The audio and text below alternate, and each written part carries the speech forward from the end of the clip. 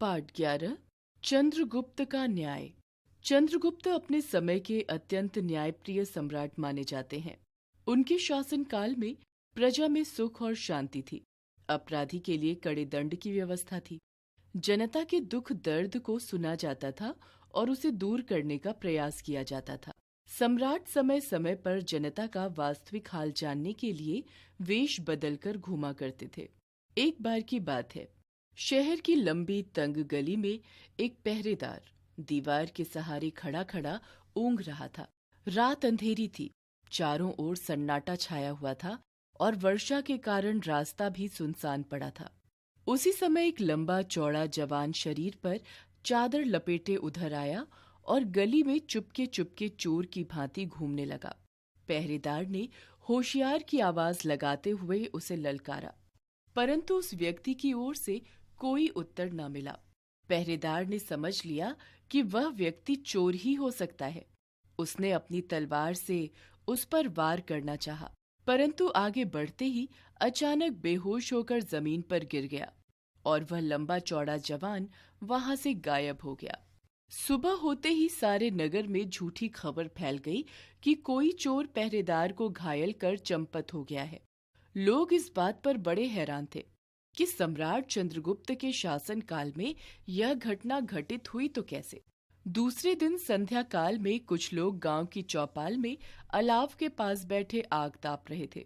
सम्राट भी वेश बदलकर उधर से आ निकले और अलाव के सामने जाकर चुपचाप खड़े हो गए। अनजान व्यक्ति को खड़ा देखकर अलाव के पास बैठे आग ताप रहे लोगों ने पूछा, आप कौन हैं?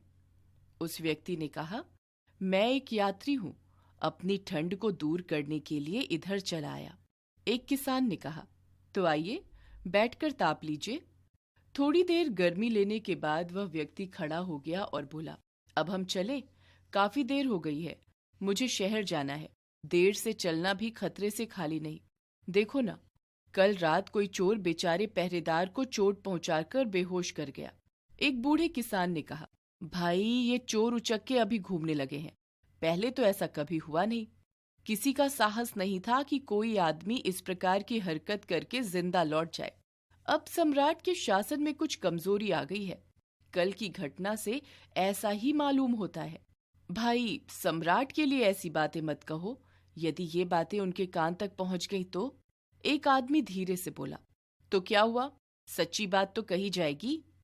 यशपाल नाम का साहसी व्यक्ति खड़ा होकर बोला, यदि आज मैं सम्राट होता तो बतला देता कि पहरेदार को पीट कर ठीक करें, कैसे भागा जाता है।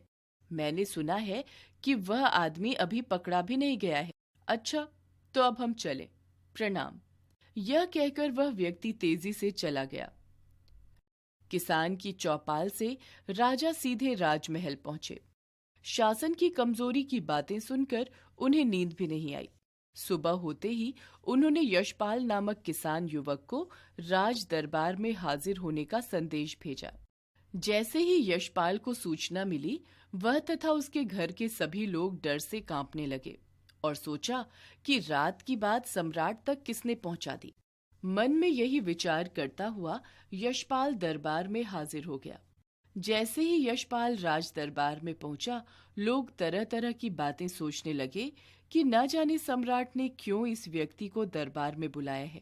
सम्राट ने कहा, यशपाल, मैं तुम्हारे साहस से प्रसन्न हूँ, परंतु मैं तुम्हारी परीक्षा लेना चाहता हूँ। तुम्हें मालूम है कि परसों रात शहर के पहरेदार को कोई व्यक्ति चोट पहुंचाकर भाग गया। वह अभी तक पकड़ा नहीं गया है। तुम्हें इसके लिए 8 दिन का समय दिया जाता है। यदि तुम इस बीच में उसका पता लगा लेते हो तो तुम्हें इस राज्य का प्रधानमंत्री पद मिलेगा, और यदि नहीं लगा सकोगे तो तुम्हें फांसी की सजा दी जाएगी। यशपाल ने कहा, जो आज्ञा महाराज, मैं सेवा के लिए सदा उपस्थित हूँ। सम्राट से आज्ञा प्राप्त कर यशपाल रात दिन चोर की तलाश में लगा रहा, परंतु 7 दिन तक उसका कोई पता नहीं लग सका। 8वें दिन सम्राट ने उसे राज दरबार में बुलाकर कहा, देखो यशपाल, आज तुम्हारे वायदे का 8वां दिन है। तुम अभी तक चोर का पता नहीं लगा सके। यदि शाम तक इसका पता नहीं लगाया तो कल सुबह तुम्हें फांसी दे दी जाएगी। यशपाल ने कहा, महाराज, अभी तक उस चोर का कोई पता नहीं चल पाया है, इस बात का मुझे खेद है, पर मुझे इसके लिए 1 रात का समय और दिया जाए। यदि इस बीच मैं चोर का पता न लगा सकूं, तो फांसी की सजा मुझे मंजूर होगी। यशपाल लड़खड़ाते हुए पैरों से वापस लौटा। कोई उपाय न सूझने पर वह उसी लंबी व तंग गली में जा बैठा, जहां पर उस व्यक्ति तथा पहरेदार की मुठभेड़ हुई थी। बैठा बैठा वह सुबह होने की घड़ियां गिनता रहा, परंतु फांसी से बचने का कोई उपाय उसे न सूझा। सुबह होने वाली थी। चिड़ियां चहचहाने लगीं। भोर की लालिमा से दीवारें चमकने लगीं। अचानक मिट्टी की दीवार में लोहे की नुकीली और चमकदार चीज दिखलाई पड़ी। उसे दीवार से निकालकर विचार करने लगा कि नुकीली वस्तु तलवार की नोक है, और इस प्रकार की चित्रकारी की हुई तलवार केवल राज दरबार में ही है, किसी दूसरी जगह नहीं। बस वह तुरंत खड़ा हो गया और राज दरबार की ओर दौड़ा। उसे प्रमाण मिल गया था। राज दरबार में पहुंचा तो सम्राट ने प्रश्न किया, यशपाल, क्या चोर पकड़ा गया? यशपाल ने बड़े साहस भरे शब्दों में समीप खड़े सेनापति की ओर संकेत करते हुए कहा, अब क्या देखते हो? डाल दो महाराज के हाथों में हथकड़ियां। यही वे चोर हैं जिसने बेचारे पहरेदार पर हमला किया था। चारों ओर लगी दर्शकों की भीड़ चकित रह गई। सम्राट यह सुनकर बड़े प्रसन्न हुए। उन्होंने यशपाल की निर्भीकता और बुद्धिमानी की प्रशंसा की और उसे राज्य का प्रधानमंत्री बना दिया।